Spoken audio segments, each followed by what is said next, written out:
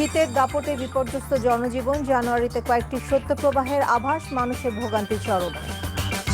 ৪৩ ধরনের পণ্যে ১৫% ভ্যাট আরোপের সিদ্ধান্ত, সাধারণ মানুষের উপর প্রভাব পড়বে না, দাবি অর্থ উপদেষ্টার। রাজনৈতিক বিতর্কের আড়াল হয়ে যাচ্ছে আওয়ামী লীগ সরকারের দুর্নীতি, লুটপাট, মন্তব্য ফখরুলের।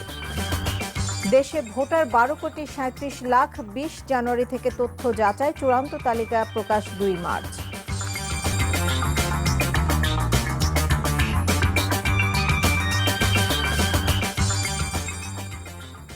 আসসালামু আলাইকুম। নাজদিন আহমেদ স্বাগত জানাচ্ছি এনটিভির মধ্যরাতের খবরে। ক্রাউন সিমেন্ট শিরোনাম দেখছিলেন, এবারে পুরো খবর। সারা দেশে হঠাৎ করে বেড়েছে শীতের দাপট। রাজধানীতে একদিকে যেমন তাপমাত্রা কমছে, অন্যদিকে হু হু করে বয়ে চলছে ঠান্ডা বাতাস। এতে ভোগান্তিতে পড়েছে মানুষ, বিশেষ করে নিম্ন আয়ের মানুষের ভোগান্তি সবচেয়ে বেশি। ঢাকাসহ দেশের বেশ কয়েকটি জেলায় সূর্যের দেখা মেলেনি। ৪ জানুয়ারি থেকে তাপমাত্রা বাড়বে এবং ৭-৮ তারিখে বৃষ্টি হতে পারে, তবে ৯ তারিখের পর থেকে তাপমাত্রা ফের কমতে পারে বলে জানিয়েছে আবহাওয়া অফিস। আবির আহমেদের রিপোর্টে দেখুন বিস্তারিত। শীত খালি শীতে ঠেলা বাঁচি না আমরা, সারাদিনে আগুনে পড়ি থাই।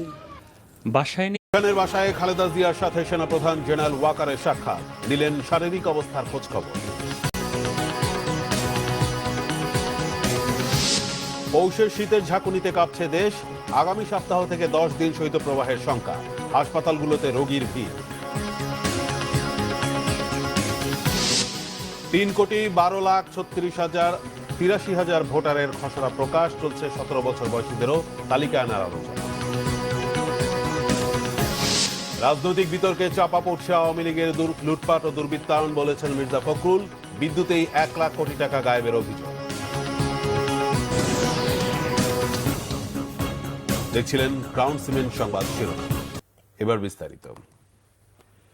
বিএনপি চেয়ারপারসন ও সাবেক প্রধানমন্ত্রী বেগম খালেদা জিয়ার সঙ্গে সাক্ষাৎ করেছেন সেনাবাহিনী প্রধান জেনারেল ওয়াকারুজ্জামান। রাত 8:30টায় গুলশানে বিএনপি চেয়ারপারসনের বাসভবনে যান সেনাপ্রধান জেনারেল ওয়াকারুজ্জামান। তিনি বিএনপি চেয়ারপারসন বেগম খালেদা জিয়ার স্বাস্থ্যের খোঁজখবর নিতে সেখানে গেলে বিএনপি চেয়ারপারসনের নিরাপত্তা উপদেষ্টা অবসরপ্রাপ্ত মেজর জেনারেল ফজলে এলাহি আকবর তাকে স্বাগত জানান। এ সময় সেনাপ্রধান বলেন, বিএনপি চেয়ারপারসন সাবেক প্রধানমন্ত্রী যেন দ্রুত সুস্থ হয়ে ওঠেন সেই দোয়া করেছেন। সেনাপ্রধানের সঙ্গে তার সহধর্মিণীও ছিলেন। তারা প্রায় 40 মিনিট সেখানে ছিলেন।